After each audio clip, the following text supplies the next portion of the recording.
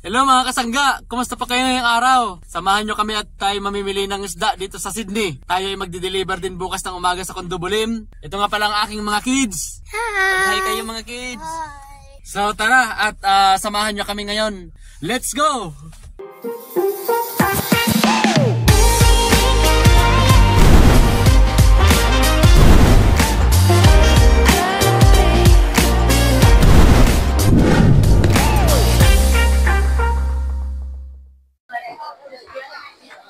Dito ngayon yung isdaan sa loob. Tingnan nyo dito.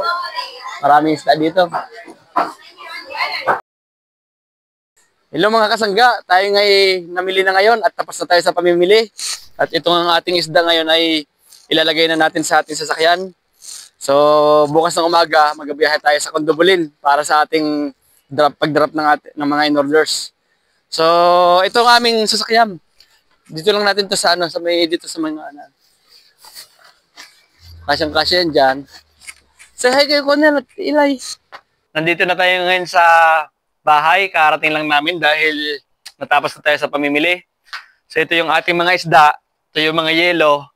Ilalagay natin ngayon yun dito sa ating bagong nabiling skin dahil upgraded na tayo eh.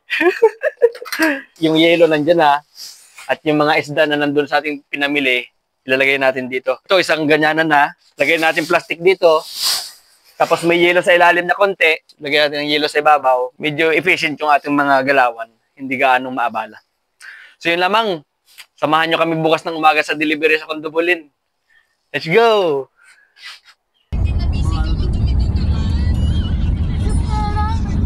Hello mga kasangga! Stop over muna tayo ngayon dito sa Forbes after ng mga 5 hours na drive. So umalis tayo sa bahay from Sydney, mga 1:30 ng madaling araw kanina. So, time check, mga nasa 6:30 na. Medyo pahinga muna after ilang oras na drive. Dito nga pala tayo sa Forbes. Dito nga pala si Maloney pinanganak. Ayun, medyo na-excite sila. So, mga 9:30 siguro, nandun na tayo sa Condobolin. So, yan lang po. Ito yung ngayon pala yung itsura ng Forbes. Hanggang sa muli. Hello mga kasangga. Nandito tayo sa Bogan Gate at mag-deliver tayo ng isda sa condo.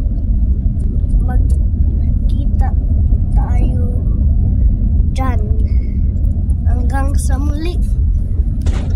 Hello mga kasangga, so natapos na nga tayo sa ating pag-deliver ngayong araw sa Condobolin. At medyo pabalik na tayo ngayon. Itapos na nating i-drop yung mga delivery. Pabalik na tayo ng Sydney, kaya dinispose na namin yung mga yelo at saka yung ating basura. So yun lang, maraming salamat sa pagsama sa aming adventure ngayon sa ating fish delivery dito sa Condobolin. Hanggang sa muli, abangan nyo ulit ang aming mga susunod na delivery. Maraming salamat, Jumel Ignacio.